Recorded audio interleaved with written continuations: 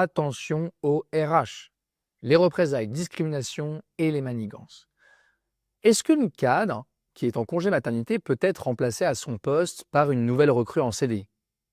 Comment prouve-t-on une discrimination au retour du congé maternité?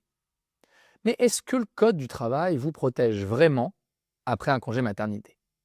Alors aujourd'hui, je vais vous expliquer comment les RH ou les DRH profitent insidieusement du retour de congé maternité pour vous mettre à l'écart ou pire encore, pour vous pousser dehors. Et ce, bien entendu, sans jamais commettre de faute. Alors si vous voulez comprendre comment elles vous manipulent, minent votre confiance et pourquoi tant de cadres finissent par partir d'elles-mêmes, regardez bien cette vidéo jusqu'au bout. Alors je m'appelle Amalric, je suis expert en négociation de départ et fondateur de rupturepro.com. Je prépare donc les cadres à quitter leur boîte dans les meilleures conditions. Et donc ma mission, c'est déjà de vous éviter un refus catégorique, de ne pas vous faire avoir par les RH et aussi de maximiser vos indemnités de départ et vos conditions de sortie en général. Donc si vous voulez apprendre comment négocier intelligemment votre rupture professionnelle, abonnez-vous à cette chaîne. Alors l'idée reçue numéro 1, c'est que le Code du travail vous protège. Et ça, c'est en théorie. Et comme disait Yogi Berra, en théorie, la théorie et la pratique, c'est pareil, mais en pratique, ce n'est pas vrai. Alors vous pensez être intouchable en revenant de congé maternité. Vous pensez que votre employeur ne peut pas vous licencier directement. Alors oui, il doit vous redonner un poste équivalent. Oui aussi, vous avez un statut protecteur. Oui aussi, vous bénéficiez d'une protection légale pendant 8 semaines qui suivent votre retour de congé maternité. Mais alors pourquoi tant de femmes, cadres, se retrouvent quand même sur la touche, sur le carreau après avoir donné la vie? Eh bien parce que les RH ne font pas d'erreur légale. Ils appliquent les règles tout en préparant votre sortie. Alors est-ce que ça veut dire que vous êtes piégé? Eh bien non, mais ça veut dire qu'il faut être lucide sur ce qui est en train de se jouer. Vous ne pouvez pas croire que vos droits vous protègent face aux RH. D'ailleurs, je vous mets en commentaire le lien de notre vidéo sur le droit ne vous protège pas au bureau pour en savoir plus sur la question. Et si vous vous plaignez de discrimination ou de représailles, eh bien on va vous blacklister, on va vous isoler. Parce que vous pouvez représenter un risque pour l'entreprise. Et si vous arrivez à sortir, je dirais avec perte et fracas, voire en allant au prud'homme, eh bien les RH se feront un plaisir de vous griller discrètement sur la place auprès de vos futurs recruteurs. Et là, vous ne pourrez plus rien y faire. Donc on va maintenant passer aux signaux d'alarme à identifier. Le premier signal, c'est votre remplacement discret. Peut-on vous remplacer par une recrue en CDI pendant votre congé maternité? Techniquement, oui, mais c'est un signal alarmant. Donc si votre entreprise a embauché un CDI pendant votre absence, posez-vous la question. Pourquoi un CDI et pas un CDD? Que devient cette personne à mon retour? Pourquoi ne m'en a-t-on pas parlé avant mon départ? Et bien sûr, qu'est-ce que ça signifie? Eh bien, votre entreprise a peut-être déjà acté votre départ, mais sans vous le dire. Le second signal, c'est ce que j'appellerais le triptyque passé, présent, futur de votre retour. Donc, comment savoir si votre employeur prépare votre départ? Eh bien, regardez votre évolution avant votre congé mat. Donc, c'est-à-dire votre passé. Vous étiez reconnu, vous étiez promu, vous étiez augmenté, vous participiez aux décisions, vous aviez des responsabilités croissantes. Et à votre retour, tout a changé. C'est votre présent. Vos évaluations annuelles sont soudainement mauvaises. On vous envoie des mails de recadrage.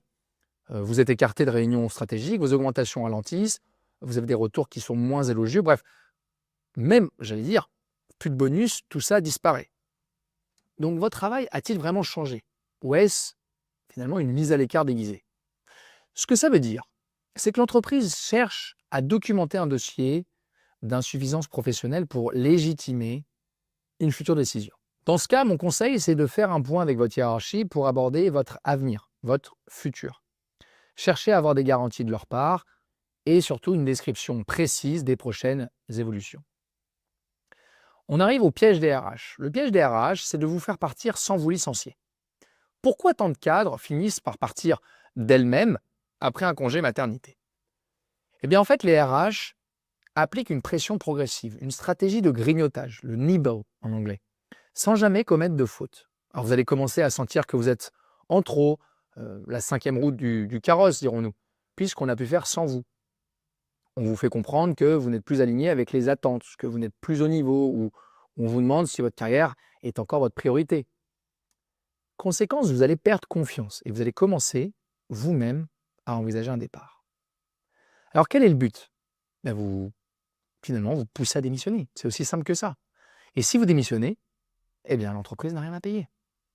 Donc, ce que va faire l'entreprise, c'est qu'elle va monter un dossier petit à petit et effectivement, elle va vous adresser des reproches, des recadrages, des comportements qui effectivement vont grignoter votre morale pour finir par finalement vous convaincre vous-même à la fin que ce licenciement pour insuffisance professionnelle, qui est prononcé après parfois 10, 15, 20 ans d'ancienneté ou plus dans la boîte, l'entreprise va finir par vous convaincre que vous êtes non performante et que vous êtes insuffisante professionnellement. D'ailleurs, j'en profite pour vous parler de l'arnaque du temps partiel à 80%. Mais avant ça, n'oubliez pas que si vous êtes cadre et que vous revenez de congé maternité et vous vous sentez mis à l'écart, c'est une opportunité pour négocier votre départ intelligemment et avec un chèque. Les entreprises ne veulent pas de conflit, mais elles veulent surtout éviter un scandale interne ou un dossier compromettant. Si elles sentent que vous connaissez les règles du jeu, j'allais dire leurs règles du jeu, elles préféreront négocier un bon accord plutôt que de vous laisser traîner sans solution. Donc, prenez un premier rendez-vous avec rupturepro.com, on analyse ensemble votre situation et on vous aide à mettre en place la meilleure stratégie de départ. Donc, je reviens à l'arnaque du temps partiel à 80%. Vous avez demandé un 80% pour mieux gérer votre retour après la naissance de votre bébé. Eh bien, attention, beaucoup de cadres pensent que le 80% est un bon compromis pour retrouver un équilibre pro, un équilibre perso. Bref, le mercredi, c'est pour mes enfants, ou alors une coupure au milieu de la semaine. Mais dans la réalité, voici comment ça se passe souvent. Votre salaire, blam, il est raboté de 20%. Mais votre charge de travail, vraisemblablement pas d'autant, voire même, elle reste la même. C'est ça qui est dramatique. On attend aussi toujours la même disponibilité de votre part. Ah, tu réponds jamais quand on a besoin de toi. On vous rappelle aussi que vous avez de la chance d'avoir obtenu un 80%. Alors, pourquoi c'est une fausse bonne idée? Parce que déjà en interne, ce 80% est souvent vu comme une perte d'engagement de votre part, et ça devient un argument pour vous mettre progressivement sur la touche. Avez-vous remarqué qu'on vous retire certains projets après avoir demandé un 80%? Ou alors, sentez-vous que vous êtes moins impliqué dans les décisions importantes à partir de ce moment-là? Eh bien, le piège est là et il se referme sur vous. Même si vous demandez à repasser ensuite à 100%, vous passerez pour la personne qui n'est plus prioritaire. Et quand l'entreprise voudra faire un choix, vous serez la première sur la liste. Alors, que faire si vous êtes concerné? Vous avez un doute? Ne restez pas seul, vous pouvez agir. Il y a des étapes concrètes à suivre. La première, c'est de faire un état des lieux. Faites un état des lieux dès votre retour sur votre salaire, vos responsabilités, les différents feedbacks. Et puis, si vous remarquez des changements négatifs, notez absolument tout, documentez tout. Par exemple, la preuve, email à la pluie, qu'avant votre congé maternité, vous étiez convié aux réunions CODIR. Autre exemple, vous n'avez pas eu de bonus l'année de votre congé maternité ou à votre retour.